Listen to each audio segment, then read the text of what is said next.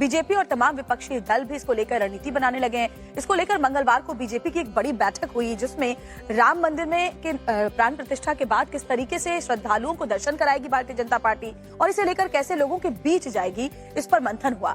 और मंथन जरूर हो रहा है श्वेता, लेकिन राजनीति भी बहुत तेज हो रही है, क्योंकि अब विपक्षी दल ये कह रहे हैं कि बीजेपी जो है बस राजनीति के लिए इसका इस्तेमाल करे, 2024 के चुनाव के लिए इसका इस्तेमाल कर रही है। क्या कुछ बयानबाजी हुई है इस दौरान, दिखाते हैं। 22 जनवरी को होने वाली श्री राम लला की प्राण प्रतिष्ठा को लेकर बीजेपी न सिर्फ अयोध्या बल्कि पूरे देश को यादगार बनाने की तैयारी में जुट गई है। इसके लिए मंगलवार को बीजेपी अध्यक्ष जेपी नड्डा ने उच्च स्तरीय बैठक बुलाई, जिसमें गृह मंत्री अमित शाह समेत बीजेपी के प्रदेश अध्यक्ष और संगठन मंत्री शामिल हुए। बैठक में राष्ट्रीय अध्यक्ष जेपी नड्डा ने 22 जनवरी को पूरे देश में दिवाली जैसा माहौल बनाने के निर्देश दिए। इसके अलावा कई और अहम फैसले लिए गए।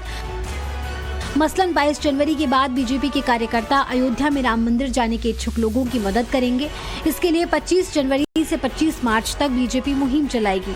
श्रद्धालु अपने पैसे से रामलला का दर्शन करने जाएंगे। बीजेपी के कार्यकर्ता लोगों की मदद करेंगे और झंडे का यूज नहीं करेंगे। मतलब साफ है कि अयोध्या के जरिए लोगों तक पहुंचने की कोशिशें तेज की जाएंगी। वहीं विपक्ष की तरफ से इस पर राजनीति नहीं करने की सलाह दी जा रही है। मैं तो ये समझता हूँ कि मजहब को सियासत से दूर रखना चाहिए।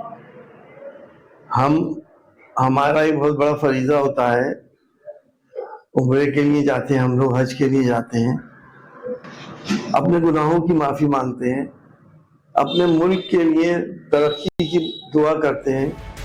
सिर्फ समाजवादी पार्टी ही नहीं, सीपीआईएम ने भी राम मंदिर उद्घाटन को बीजेपी की राजनीति बताया और अधूरे मंदिर के उद्घाटन का आरोप लगाया। इससे इतर मुस्लिम धर्मगुरु और ऑल इंडिया इमाम एसोसिएशन के अध्यक्ष मौलाना साजिद रशीदी ने क्या कहा, ये आप खुद सुनिए। हमने 92 को देखा है, अब हम दूसरी किसी मस्जिद के साथ 92 तो होने नहीं देंगे, ये तो फैक्ट है। क्योंकि मुसलमान सुप्रीम कोर्ट के फैसले के बाद खामोश रहा और अभी तक खामोश है।